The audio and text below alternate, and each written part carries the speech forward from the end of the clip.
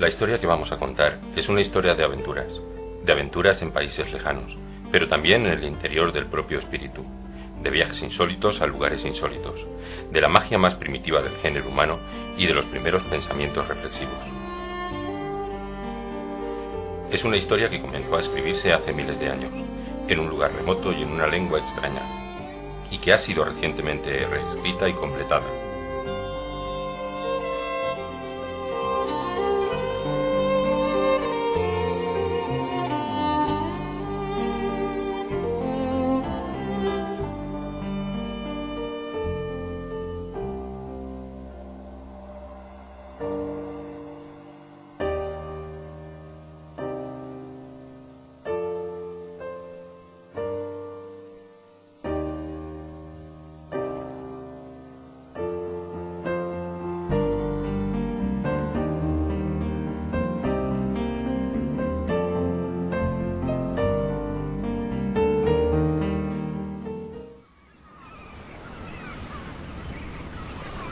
¿Es posible que el proceso de escritura de una novela de aventuras sea a su vez una aventura?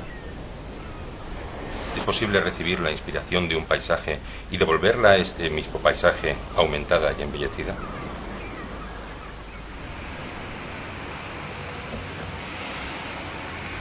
Nuestra historia comienza aquí, en el Consejo Superior de Investigaciones Científicas. En este despacho, donde un hombre está leyendo, porque su oficio consiste precisamente en eso, en leer. Pero está leyendo palabras que alguien escribió muy lejos de aquí, lejos en el espacio y en el tiempo. Palabras que fueron escritas en un idioma que ya nadie habla, un idioma cuyos sonidos ya nadie escucha.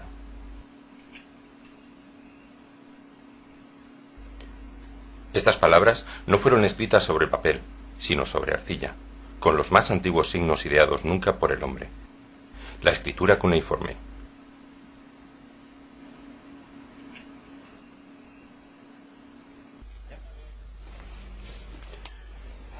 Manuel Molina es un investigador que reparte su vida entre Madrid, Londres y Bagdad. Su labor está consagrada a la traducción de textos mesopotámicos de 4000 años de antigüedad.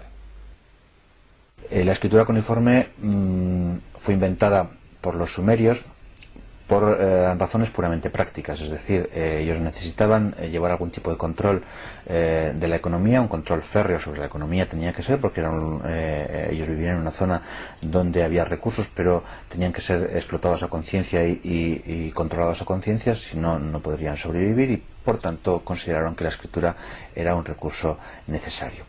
Y entonces idearon este sistema de escritura cuneiforme, que fue tan útil y tan versátil que rápidamente se difundió por todo el Próximo Oriente Antiguo. Es decir, la escritura cuneiforme, inicialmente empleada por los sumerios, fue después empleada por asirios, babilonios, después se utiliza en Siria-Palestina, por supuesto, se utiliza en Anatolia, se utiliza en Irán, es decir, se utiliza en todo el Próximo Oriente Antiguo. Incluso los egipcios la emplean para comunicarse con las cancillerías mesopotámicas.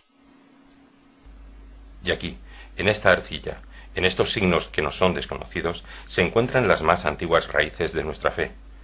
Porque las tablillas cuneiformes no solamente contienen estadísticas o informes comerciales, sino también narraciones que nos son tan familiares como el diluvio universal.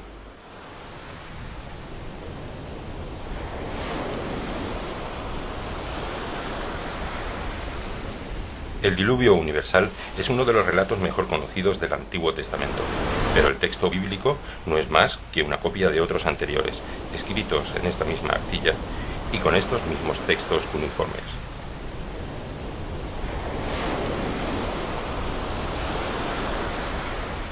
Este barro inerte sembrado de signos que nos parecen tan extraños, nos ha dejado también la primera obra literaria del género humano.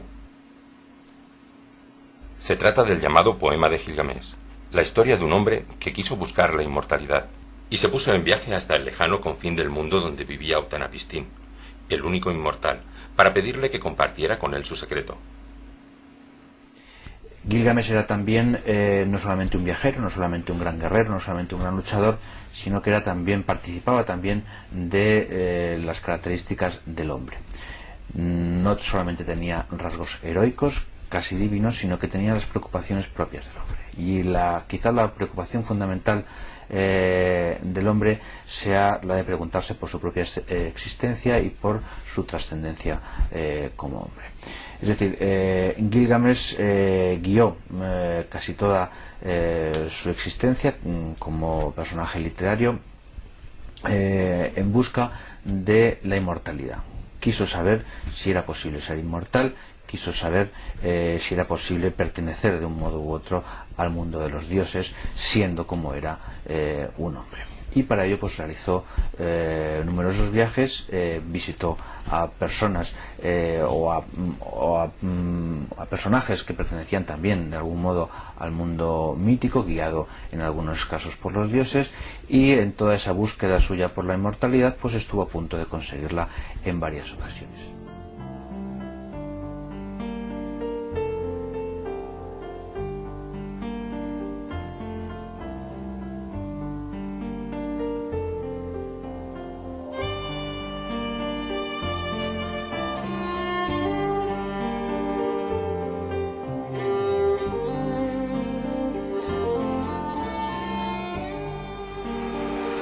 El mundo moderno sabe poco del mito de Gilgamesh, pero su figura es tan universal e interesante que algunos escritores de fantasía, siempre dentro del mundo anglosajón, se han basado en sus aventuras para escribir novelas.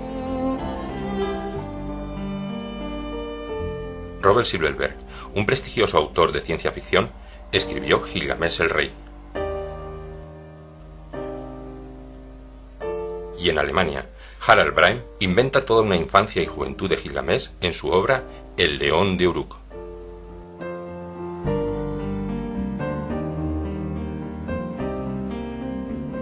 José Ortega es un abogado de Valencia dedicado a las costas marítimas y al derecho del mar, pero es al mismo tiempo, y en una combinación extraña, un arqueólogo que no ha perdido la curiosidad ni ha dejado de subir a los antiguos poblados e introducirse en las tumbas prehistóricas, en busca de respuestas a las mismas preguntas que siempre se han hecho los hombres. Preguntas que tienen que ver con la vida y la inmortalidad. Preguntas como las que se hizo en aquel tiempo remoto el mismo escriba autor del poema de Gilgamesh. Quizá por eso José Ortega es el autor de la primera novela hecha en lengua española sobre el poema de Gilgamesh, Gilgamesh y la muerte. En Gilgamesh y la muerte el autor desarrolla el drama humano de Gilgamesh cuando ve que su amigo Enkidu muere y se da cuenta de que él algún día también habrá de morir.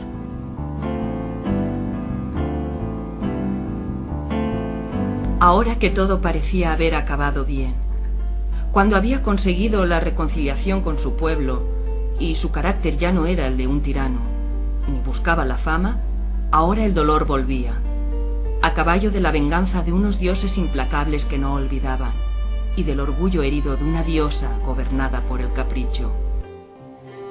En el dormitorio de Gilgamesh, sobre su propio lecho, yacía Enkidu. Sus ojos semejaban un vidrio estrellado contra la roca, y su respiración era jadeante. Su vida se extinguía como las antorchas del gran salón de banquetes, que poco a poco habían ido siendo apagadas. Ahora su cuerpo, que era como aquella estancia donde una mujer rezaba por él, conservaba solo una diminuta luz de existencia que pronto se confundiría con la oscuridad del más allá. Mi primer contacto con el poema de Gilgamesh fue en la universidad cuando estaba estudiando arqueología e historia antigua y donde tuve ocasión de relacionarme por primera vez con los mitos mesopotámicos. Los mitos mesopotámicos son, como todos los mitos, unas historias en donde se pretende una explicación global y cerrada del mundo, tanto de lo visible como de lo invisible. Es decir, en estos relatos podemos comprobar cómo se sabe absolutamente todo el mundo de los dioses, se sabe todo de lo metafísico, se sabe cómo fue concebido el universo, cuál fue el origen del hombre, se sabe qué sucede después de la muerte. Todo esto no es ningún misterio para la mente forjadora de mitos, y Mesopotamia no es una excepción. Esta es evidentemente una certeza un poco irritante y evidentemente ingenua. Bien, en este contexto establecí, como he dicho, mi primer contacto con el poema de Gilgamesh y me llamó mucho la atención que se trata de un personaje muy diferente de todo esto que acabo de comentar, porque es un simple hombre que tiene miedo, es un simple hombre que duda, es alguien con quien nos podemos identificar. El polvo suspenso no se aposentó, sino que tomó forma paulatinamente y dibujó en el aire un castillo de 7 torres. Gilgamés estaba atónito. Frente a él se desplegaba un recinto de luz y arena, suspendido en el vacío, y él mismo se quedó como hipnotizado. Sus pasos ciegos lo llevaron hacia la gran puerta central que permanecía abierta.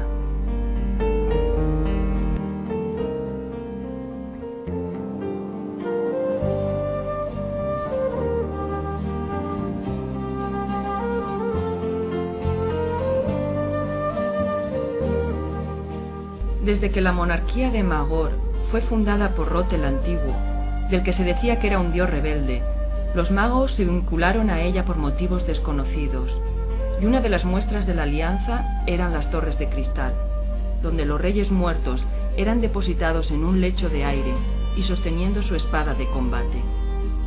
Dicen que solo duermen hasta que una amenaza mortal se cierna sobre el imperio y sea necesario que se levanten otra vez para abatir a los enemigos de Magor.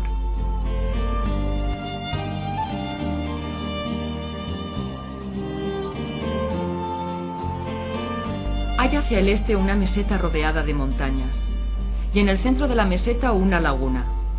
Los acólitos de los dioses arrojaron al fondo de esa laguna al rey Hilene para que nunca nadie pudiera resucitar a ese ejército hereje.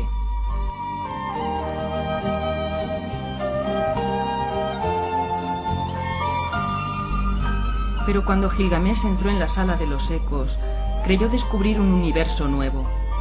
La enorme estancia se abría inesperadamente, como tallada por canteros expertos, y en ella la luz no tenía un punto preciso de origen. Parecía emanar de todas partes y prestaba una textura especial a las cosas. En el centro, un solio de piedra lo dominaba todo, y en él se sentaba la mujer que cantaba.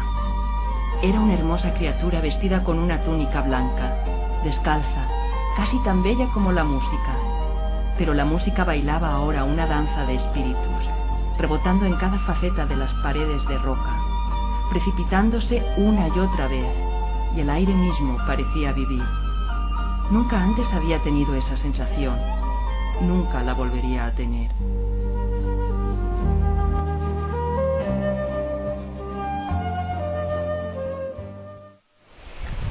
Gilgamés y la muerte, la trilogía sumeria, como me gusta llamarla, considero que es una obra importante porque en ella se cubren muchos de los objetivos que podemos considerar propios de una escritura moderna, una escritura además abierta a distintos géneros, a distintas modalidades.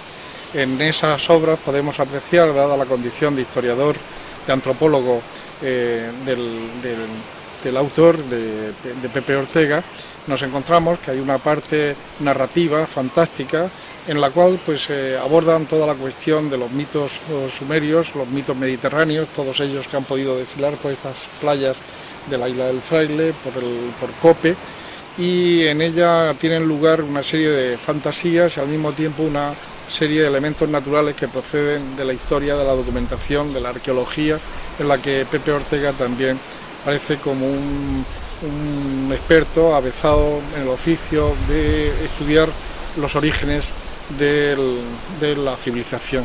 Es una obra, una mezcla, por tanto, a raíz de lo que vengo diciendo, de elementos históricos, elementos narrativos, elementos fantásticos, una obra que aborda la cuestión mítica, los mitos mediterráneos y, por tanto, creo que es una de las obras importantes para entender lo que ha podido ser la cultura mediterránea.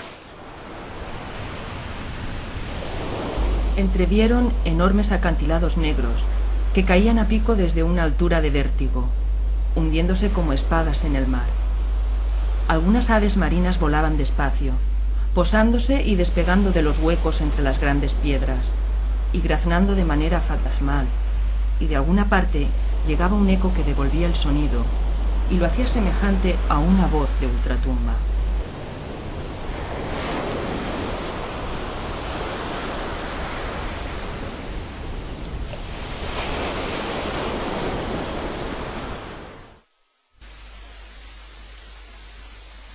Por todas estas extrañas cualidades, esta novela ha experimentado un destino sorprendente, el de ser utilizada como terapia psicológica. Nos encontramos en Cuevas de Almanzora, un pueblo de la provincia de Almería, al pie de la Sierra de los Filabres. Una localidad estremecedoramente rodeada de restos arqueológicos, como estos hipogeos de época fenicia, y vinculada a una de las regiones más estimulantes y misteriosas de nuestra prehistoria, la cultura argárica. El yacimiento de Fuente Álamo es uno de los más emblemáticos de esta cultura. Y aquí, en las Herrerías, se conserva intacta la casa del mítico ingeniero belga Louis Siret, el padre de la cultura argárica, la más brillante y sugestiva de la Edad del Bronce en la península ibérica. En Cuevas de Almanzora trabaja como psicólogo municipal José Rodríguez Hurtado, y una de las terapias que ha utilizado para atender a sus pacientes ha sido la lectura de la obra Gilgamesh y la muerte.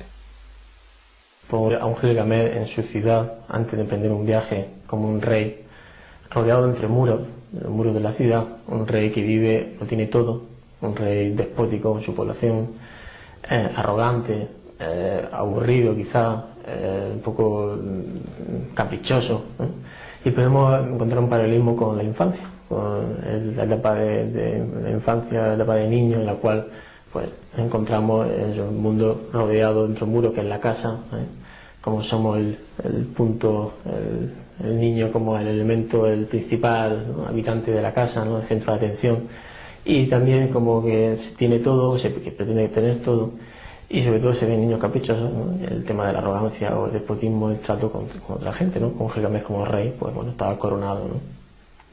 Pero ¿qué pasa? Gilgamesh descubre que su vida pues está aburrida o está demasiado encerrada y tiene ansia de buscar más allá, ¿no? Esa ansia de buscar más allá, un poco de descubrir el mundo, es lo que caracteriza el paso de la infancia a la adolescencia, ¿no? La persona quiere descubrir más allá. O sea, la casa está bien, está a gusto, pero ya algo falta, ¿no? Entonces, esa falta que siente, ese vacío que siente Gilgamesh en su momento y esa necesidad de emprender un viaje para descubrir la adolescencia, como quiero ver el mundo, no quiero ir más allá, ¿no? Por primera vez, en quién sabía cuánto tiempo, un torrente de luz natural recorrió el interior, pero lo que vio allí lo dejó maravillado. Una pequeña esfera de luz flotaba en el centro geométrico de la estancia. A su alrededor, trozos redondeados de roca. Ante él estaban los 9 monjes, como resucitados de una lejana muerte. De pronto, el más viejo de todos se adelantó. Ni siquiera le llegaba al pecho. Se sintió flotar en el aire y ser transportado hacia el exterior. El sol del nuevo día inundó su cuerpo cuando fue extraído del monasterio y quedó suspendido en el aire sobre el insondable abismo. En cualquier momento el anciano lo dejaría caer, e igual que su espada, se estrellaría contra las rocas del valle y todo habría terminado.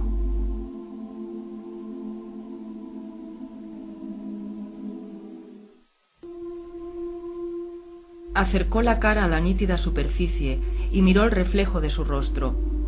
Era un rostro cansado y triste, no el del indolente muchacho que tiempo atrás había despertado la indignación en Uruk. Las preocupaciones habían sembrado surcos en su frente y sus mejillas, y sus ojos se habían retraído bajo las cejas. ¿Quién era aquel hombre que lo miraba desde el agua? ¿Qué tenía en común con Gilgamesh? ¿Cuál era la auténtica sustancia del hijo de Lugalbanda? ¿Qué formaba su carácter? En la terrible penumbra se dio cuenta por fin de que el joven había muerto. Profundos cambios habían conmovido su interior. No era el mismo, sino un extraño a quien los repentinos miedos habían hecho sombrío, y aquel era el rostro de un nuevo Gilgamesh, un desconocido de sí mismo.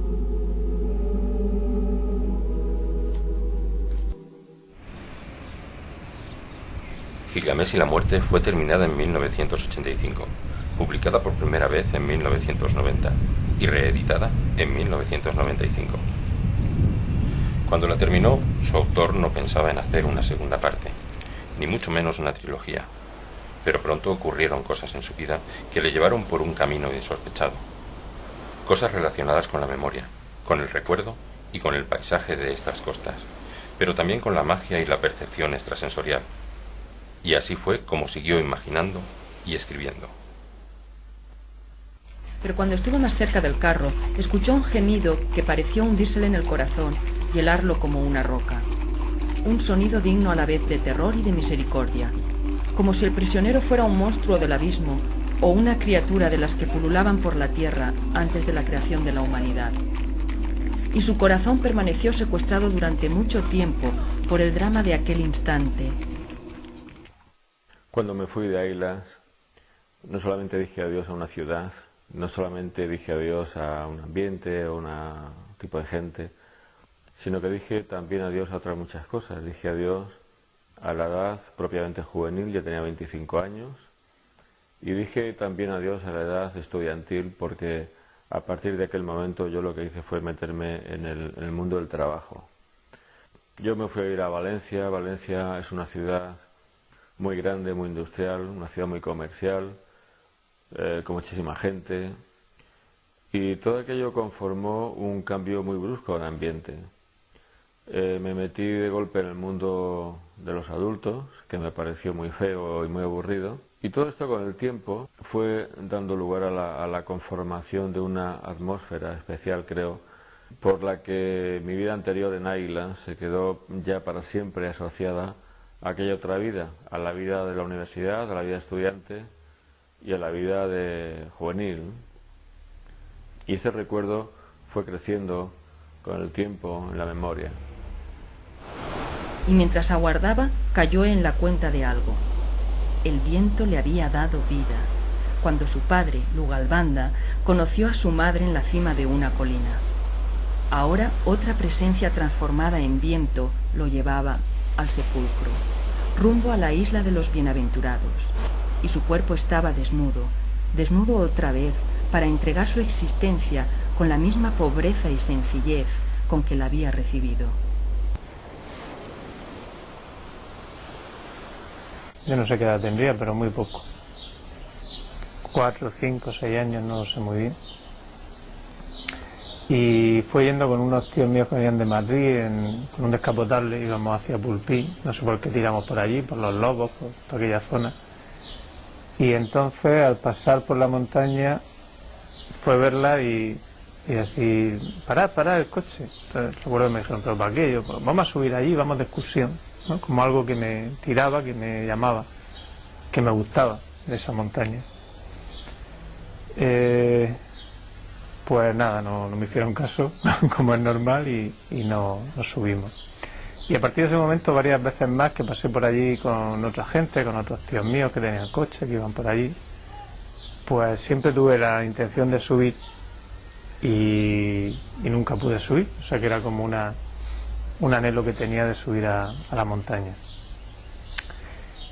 Eso, en paralelo, lleva a otras imágenes que son una serie de sueños que tuve también, quizá posteriores, pero bueno, por la misma época de la infancia, hacia los 8, 9, 10, 11, 12 años. Un sueño que se me repitió, no sé, 3, 4 veces, o sea, lo suficiente como para recordar que más o menos se reproducía una serie de escenas en un paisaje árido, pero con alguna vegetación, en unas colinas, y yo era un jovencillo, un personaje como de la prehistoria, y vivía en ese paisaje.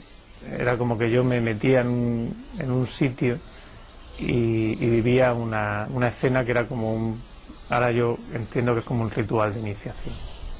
En 1986, Lorenzo Hernández Pallarés me llamó para que yo fuera a ver un yacimiento arqueológico, o lo que podía ser un yacimiento arqueológico, que lo había descubierto en lo alto de una colina, en el camino Los Lobos. Yo subí con él a aquella colina, a él le parecía que se trataba de un sitio que podía haber estado siendo utilizado durante la Edad del Bronce para algún tipo de ritual mágico, de ritual religioso, algo que tenía que ver con la espiritualidad, y efectivamente, por las cosas que yo vi, coincidí con Lorenzo en que el lugar podía haber estado dedicado a algún tipo de uso mágico. Conforme iba subiendo la montaña, pero era como una especie de adrenalina que me subía, ¿no? Muchas ganas de subir arriba. Al llegar arriba, pues fue ver ciertas piedras, una con un agujero, unas señales en las piedras, una serie de cosas pues que me chocaron, me llamaron como muy simbólicas, que me llamaron la atención.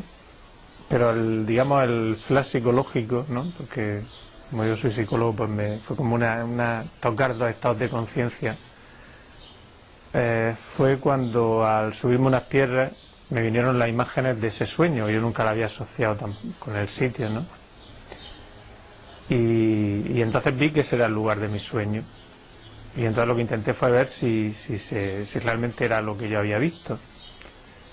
Claro que lo primero que hice fue subirme a unas piedras grandes, unos bloques grandes de piedra. Y entonces allí, efectivamente, era de donde yo veía salir había como un chamán, como un señor viejo, con una capa que recuerdo que era de piel, pero era gris, era una piel gris, no sé de qué animal sería, pero era gris, eso sí lo recuerdo perfectamente. Y yo estaba arriba mirando cómo ellos salían de debajo de una piedra. Yo, lo que me extrañaba era que de dónde salían, porque salían muchos chavales jóvenes, pues no sé, 8, 10, 12. Y en ese momento fue cuando el señor en el sueño, el viejo, me mira, me descubre, y entonces yo hago una maniobra brusca para salir corriendo, y entonces se me engancha un collar que yo llevaba, que eran 2 caracolillas y como una especie de vieira, una caracola más grande. Se me engancha, era como un collar que era de esparto, y al engancharse se rompe y se cae. Y entonces cae al suelo y yo salgo corriendo de ahí. Como que me van a perseguir por estar viendo algo que yo no tenía que estar viendo, ¿no? Pero yo era más joven que esa gente. Y en ese momento, entonces dije, pues voy a bajar para abajo, ¿no? Entonces cuando bajamos abajo veo que hay un túnel, un agujero en la piedra, y entonces ya Juan y yo nos metimos y vimos que era una especie de túnel que daba al otro lado de los bloques de la montaña, y por eso le veo el sentido de rito iniciático, porque debían de meterse por un lado y salían allí al otro lugar de la montaña. Y por eso yo en el sueño veía salir tanta gente de una pared de piedra, ¿no? Y entonces me saltó la curiosidad de decir, voy a ver qué pasa aquí con esto, ¿no? Lo que se me cayó a mí, ¿no? Y empiezo a escarbar en la tierra y entonces me encuentro como la tapa de la concha, el collar, la pieza llevaba yo del collar. Pero esta historia llega aún mucho más lejos en hechos sorprendentes, puede que casuales y puede que movidos por el destino. Estos hechos habían empezado a desencadenarse en junio de 1983, con motivo de una expedición arqueológica a Cabo Cope. En junio de 1983 vinieron a Águilas unos arqueólogos de la Universidad de Murcia para investigar unas estructuras de piedra que habían aparecido en Cabo Cope, en la parte de la falda y ya muy cerca del mar. Había la sospecha de que aquellas estructuras de piedra podían ser un dolmen. Yo tuve la ocasión de estar con aquellos arqueólogos que eran compañeros míos. Ellos estuvieron haciendo los estudios que consideraron pertinentes y no pudieron llegar a ninguna conclusión en concreto porque simplemente faltaba alguna evidencia definitiva. Así que se marcharon y yo me quedé con la semilla de aquella inquietud. Y en el verano del 86 se me ocurrió completar la investigación buscando en el lugar donde ellos no habían buscado, que era en el fondo del mar, porque las piedras estaban muy cerca de la orilla. Yo pensaba que podía haber caído al mar alguna losa que diera aquella evidencia que ellos habían buscado sin encontrarla, o quizás si tenían mucha suerte, quién sabe si no podía encontrar también un fragmento de cerámica, lo cual hubiera sido casi definitivo. Así que me metí en el agua con gafas y aletas y me puse a buscar aquella prueba que faltaba. Y lo que me sucedió fue algo que no es muy frecuente, pero que sí que sucede a veces y que le sucede a la gente que se aventura, le sucede a la gente que se preocupa y a la gente que busca, Y es esto de que tú vas a un sitio buscando una cosa y te encuentras con algo muchísimo mejor. Yo no encontré ninguna losa de piedra, yo no encontré ningún fragmento de cerámica tampoco, porque lo que encontré fue un ídolo de piedra, un ídolo prehistórico de piedra, una piedra en forma de una especie de corazón o de triángulo, con un agujero en medio, un agujero evidentemente artificial en forma, digamos, de elipse, y inmediatamente salí del agua, ya no busqué más. Y cuando yo salí del agua con aquel ídolo de piedra en la mano, para mí Águilas se había transformado. Para mí Águilas ya no era solamente el lugar en donde yo había vivido y me había encontrado a gusto y tenía muy buenos amigos, sino que Águilas había pasado a ser algo completamente distinto. Águilas era el lugar en donde tú tienes un deseo muy fuerte y se puede cumplir. Águilas era el lugar en donde los deseos se transforman en realidad. Cierto día, Ilene se levantó del lecho, inflamado por un sueño. Rot el Antiguo le había hablado. Dejó la torre y descendió hasta la cámara de los 12 grandes dioses, con el rostro demudado y los ojos como saltando de sus órbitas. Entró en la cámara solo y sin ceremonia. Era el lugar donde se administraba justicia. El rey se sentaba a los pies de la estatua del dios supremo, Nahari, y recibía a los litigantes, dictando sentencia en nombre de la divinidad. El recinto estaba sumido en la penumbra, y de algún lugar en concreto manaba una luminosidad amortiguada, gris y sucia, que hacía resplandecer con destellos suaves los aletargados rostros de las estatuas de oro. Así fue como José Ortega escribió El Príncipe Pálido, una historia que tiene lugar 20 años después de las primeras aventuras de Gilgamesh, cuando éste ya no tiene ni deseos de gloria ni tampoco el ansia de la inmortalidad. Y sin embargo, ha de vivir nuevas aventuras y participar en unos acontecimientos de gran resonancia mítica, y que no son más que el paso de una época del mundo a otra época del mundo. Y para explicar cuáles son aquellos hechos, hemos de venir aquí, al País Vasco, donde las leyendas tradicionales se han conservado vivas durante mucho tiempo y donde aún permanece también vivo el recuerdo del más grande antropólogo vasco, José Miguel de Barandiarán. Luego también estuve excavando un dolmen cerca de Rentería, que es muy curioso porque cuando empezamos a instalarnos allí apareció el pastor, que era el dueño de aquella zona de pastos, y empezó a hablar con don José Miguel. Pues los que estábamos allí, no sé, algunos sabía vascuence, pero la mayoría, y yo concretamente, pues no lo entendía bien, y tuve una larga plática. Don José Miguel sacó su cuaderno, que siempre lleva un cuaderno de esos de tapas de hule y papel cuadriculado, y escribió, y después vimos que firmaba, el otro estaba de acuerdo y los dos firmaron el papel. Ya cuando se marchó el pastor, muy amigablemente, pues entonces nos explicó en qué había consistido la conversación y aquella especie de contrato. Y claro, el hombre le había preguntado qué es lo que buscábamos, y él le dijo pues que eran sepulturas antiguas de gentiles, y entonces dijo, bueno, bien, pero ¿qué es lo que hay ahí dentro para que caben con tanto cuidado? Y entonces, pues todavía no lo sabemos, pero bueno, usted es el dueño de esto, si le parece, como nosotros trabajamos y usted es el dueño, podemos ir a medias del oro que encontremos, el 50% para usted y el 50% para mí. Y entonces pues estuvo el hombre de acuerdo. ¿Por qué? Pues porque si le hubiera dado todo el oro, yo hubiera tenido cierta desconfianza, puesto que nosotros trabajábamos, pero si le daba solo la mitad, pues le parecía un pacto justo. Aparte de todo, se fiaba de don José Miguel porque era cura, y en aquella época en el País Vasco pues el cura tenía una gran autoridad, la gente era muy religiosa, y para él pues era un hombre de fiar. José Miguel de Barandiarán conocía bien la fe del pueblo vasco en las cosas, los tesoros, los personajes y los símbolos, que continúan aún vivos en torno a los monumentos megalíticos.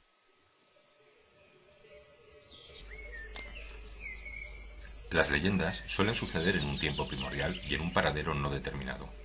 Pero aquí, en los alrededores de esta peña, llamada Gentilarri y en la sierra de Aralar, Barandiarán recogió una leyenda fuertemente vinculada a las piedras de este antiguo dolmen. Una leyenda extraña. Un día, hace mucho tiempo, los gentiles se divertían en el collado de Argain Chavaleta, en la sierra de Aralar. De pronto vieron una nube de gran luminosidad que se acercaba hacia ellos desde el este. Muy asustados, fueron a buscar a un sabio anciano que vivía con ellos y lo condujeron hasta aquel paraje. Después de observarla detenidamente, el anciano dijo: «Ha nacido el Kixmi y ha llegado el fin de nuestra era. Ya no debo vivir, arrojadme por aquel precipicio». Los gentiles lo acompañaron hasta el barranco y en cumplimiento de la voluntad del sabio lo despeñaron. Luego comenzaron a huir en busca de refugio. Así fue que al llegar al vallecito de Arraztarán, todos los gentiles se sepultaron debajo de una gran losa que desde entonces es conocida con el nombre de Gentilarri, piedra de los gentiles. Kixmi, que en su lengua significa mono, era el nombre con que los gentiles llamaban a Cristo.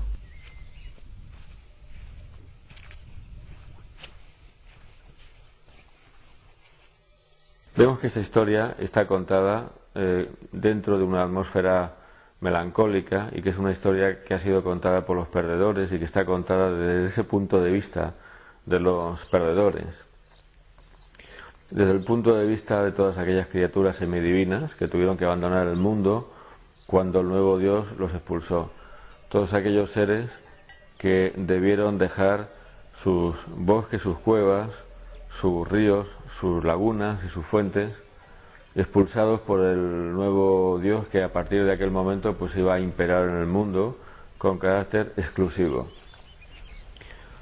Este discurso de los perdedores es algo muy parecido al discurso del príncipe pálido, porque en esta novela se retrata justamente esta atmósfera, es la atmósfera de la melancolía por el mundo perdido, por la inocencia perdida.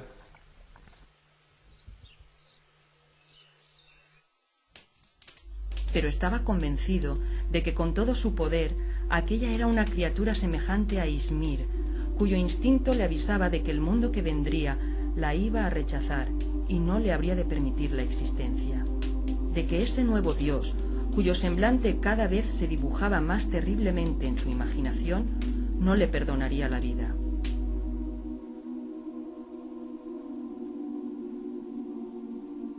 Más y más seres desconocidos acudieron y se fueron congregando alrededor de los músicos hasta formar un anillo de miradas terribles y abrumadas, un ejército de presencias carentes de nombre que pobló, sin una palabra, sin un sonido, las laderas de la colina. Aradauk miró al cielo, donde el difuso resplandor tras las nubes había desaparecido. La luna no estaba en lo alto, y sabía que las estrellas tampoco estaban, y que en la tierra las fuentes se habían secado, y el agua ya no brotaba de los nacimientos de los ríos, ni llovía en ningún lugar, que el viento ya no se llevaría aquellas nubes, ni la muerte misma segaría las vidas de los hombres, porque hasta ella había huido de los caminos y las aldeas. Y sabía algo que ningún humano podía sospechar aún ante la inmensidad de aquella noche negra. Ya no amanecería.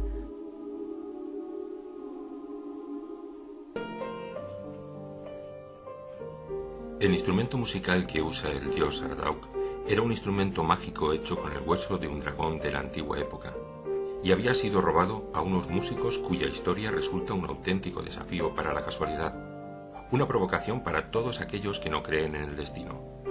Se trata de 3 músicos de la aldea de 3 mares, es decir, de la villa de Águilas, que van buscando noticias sobre el nuevo dios que habría de nacer en el mundo. Una de las personas que leyeron Gilgamesh y la muerte en Águilas fue José Luis Salas. Y José Luis Salas, con el tiempo, fundó un grupo de música de cámara. Él es músico, es un compositor muy brillante y un intérprete también muy brillante. Y cuando tenían que elegir un nombre para ese grupo se fue José Luis a las páginas de aquella novela y efectivamente encontraron el nombre de Lugalbanda, el dios Lugalbanda, el padre del héroe Gilgamesh, el protagonista de las novelas. Y además José Luis, junto con el resto de sus compañeros, compuso un tema que llevaba por nombre justamente Lugalbanda y que estaba inspirado en las aventuras de Gilgamesh junto con su padre.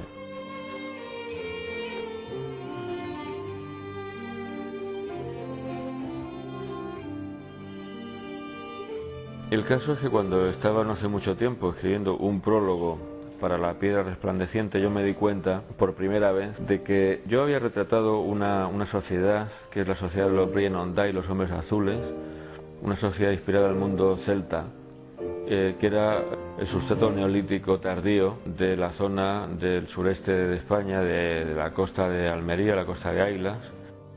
Y de esa sociedad, los Brien Ondai, habían salido tres músicos que iban por el mundo tocando una música que tiene un cierto protagonismo en la historia, con unos instrumentos musicales que tienen aún más protagonismo, especialmente en el final del Príncipe Pálido. Entonces fue cuando yo me di cuenta de que después de que yo hubiera escrito todo aquello, apareció efectivamente un grupo de músicos de la misma zona de donde antes habían venido los Brien Ondai, que hacían también una música de inspiración celta o una música celta. Y estos son José Luis y el grupo Lugalbanda, claro. Entonces me daba la sensación de que, aunque esto sea una casualidad, me daba la sensación de que aquello que yo estaba haciendo de escribir sobre aquellos músicos de ficción era algo que estaba en cierto sentido prefigurando el futuro, predeterminando lo que tenía que pasar después.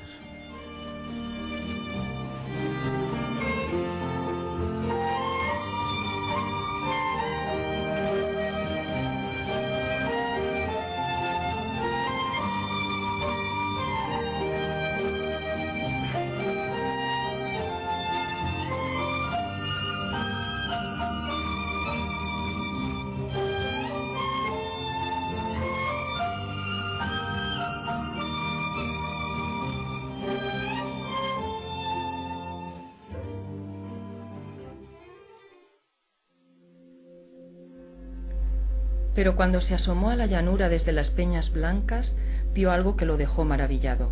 Del fondo de la tierra, por 1000 agujeros y grietas, manaban fuertes resplandores que se proyectaban potentemente al cielo como árboles de luz. Descendió poco a poco hasta ellos, pero al acercarse solo consiguió quedar enceguecido. Sin embargo, se echó en tierra y pegó el oído a la roca. A él llegaron los quejidos de una multitud, el ejército de Anu, cautivo en las cuevas, las estrellas del cielo, humilladas en lo profundo de la tierra.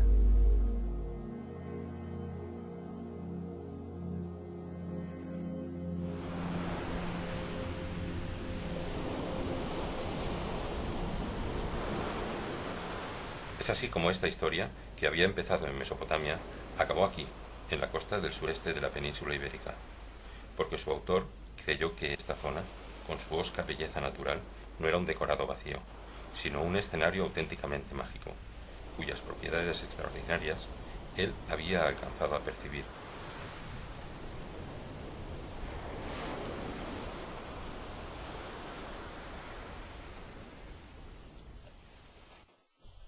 El sureste de la península ibérica fue el lugar más culto y desarrollado durante la Edad del Bronce. La zona está literalmente sembrada de poblados de esta época entre el 2500 y el 1500 a.C., poblados situados muy a menudo en lo alto de colinas o en lugares de fácil defensa. La explicación tradicional de esta circunstancia es que la zona recibió la visita de prospectores de metal y mineros procedentes del Mediterráneo oriental. Fue en este tipo de poblados donde comenzó José Ortega sus actividades como arqueólogo.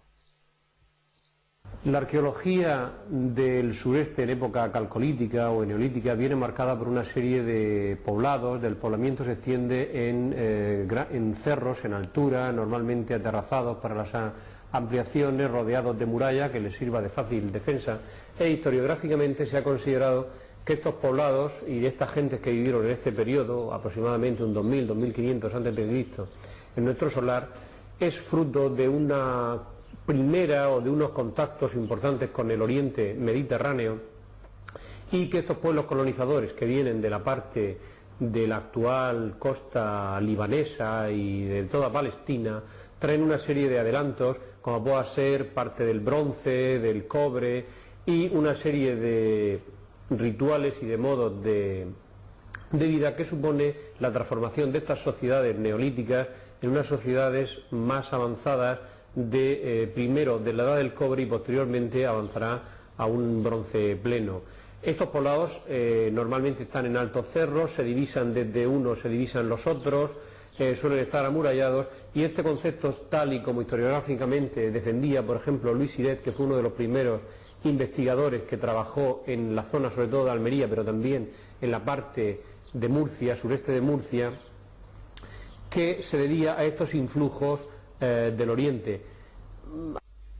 Cimbrilín le contó todo esto paseando por las calles de la fortaleza, que al niño le parecían todas iguales, feas y cubiertas de polvo, pero de pronto los ojos del niño se fijaron en una nueva jaula, esta mucho más grande, que colgaba de una estaca en el confín de la muralla. No encerraba ningún pájaro, sino a una persona, una mujer semidesnuda, de largos cabellos enmarañados, que se apoyaba desmayadamente sobre los barrotes.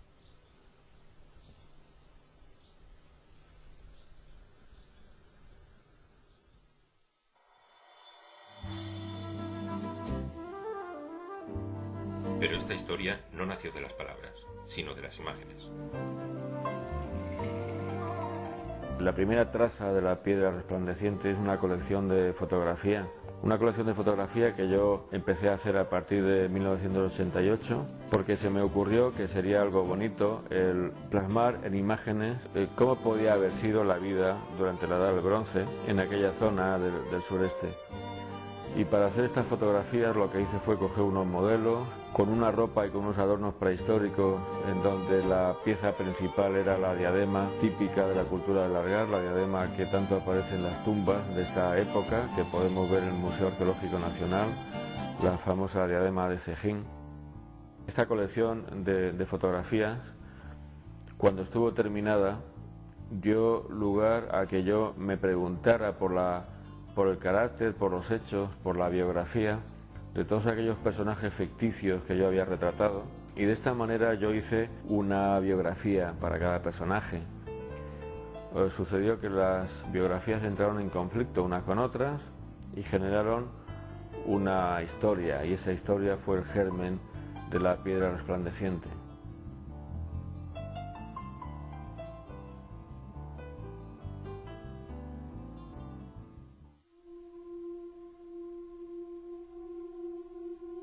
En 1992, José Ortega dirigió un corto sobre el cuento de la piedra resplandeciente, que aparece por primera vez en Gilgamesh y la muerte.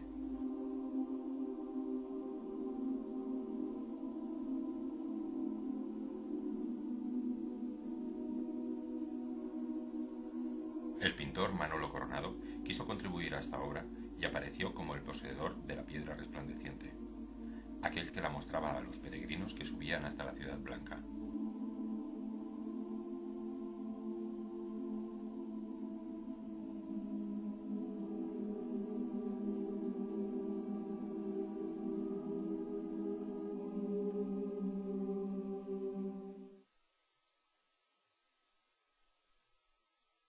El centro de esta novela es la sociedad de los Brienondai, los hombres azules, que es una sociedad asentada en Águilas en el final del Neolítico y el principio de la Edad del Bronce. Una sociedad inspirada en la sociedad celta y que se ha sabido mantener en lo que podríamos llamar la Edad de la Inocencia. En esta historia se habla de mitos mediterráneos y de viajes. Entre ellos, el viaje del héroe por excelencia, el que se hace al reino de los infiernos. Entonces, entre los juncos de la marisma, creyó ver a un hombre. Se acercó a él temblando de emoción, pero su presencia era más siniestra que la de las aves. Vestía de oscuro y estaba totalmente pálido, con el pelo muy largo y desaliñado. Aguardaba silenciosamente al pie de una barca de doble proa, negra y alargada, apoyado sobre una larga vara de perchar que se hundía en el légamo del pantano, que allí mismo se abría.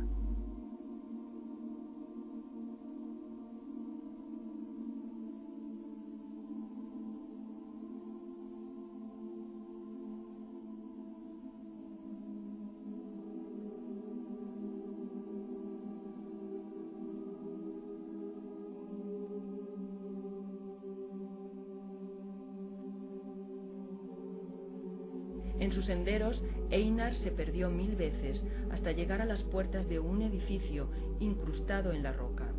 Sabía, por la bruma de algún conocimiento antiguo, que esa era al fin la mansión de la Señora del Infierno, la casa que los Brien llamaban el Cor, la tierra por excelencia.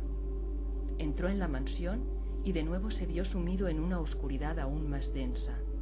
Anduvo por un único e interminable pasillo, donde se abrían las 7 puertas, y en cada una un demonio lo detuvo y le preguntó: «Dime mi nombre». Por suerte no había olvidado los nombres mágicos de las puertas y sus servidores, nombres largos y extraños que pertenecían a un idioma primordial. Allí estaba ella, presidiendo una sala lóbrega de piedra negra, pero llena de esplendor, sentada en un trono de oro, ataviada con vestiduras negras y calzada con sandalias de bronce y rodeada de los personajes de la corte de los infiernos. Su rostro era terrible, su voz no se podía resistir, su mirada mordía el corazón. ¿Qué hace uno que está vivo en el hogar de los espíritus? ¿Quién desafía las leyes divinas? La piedra resplandeciente es una novela sobre las relaciones sentimentales con el paisaje, las del autor con el entorno de Águilas y las de los héroes Brien con sus bosques, sus barrancos, sus playas y su antiguo modo de vivir.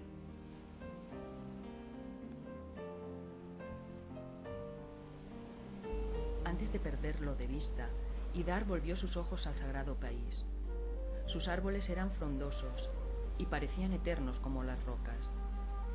Las chozas, redondas como la montaña del cielo. El humo que comenzaba a filtrarse por los techos de ramaje. Los niños que ya habían salido a jugar en el agua. La luna, que aún estaba en lo alto y se ocultaría pronto detrás de las colinas.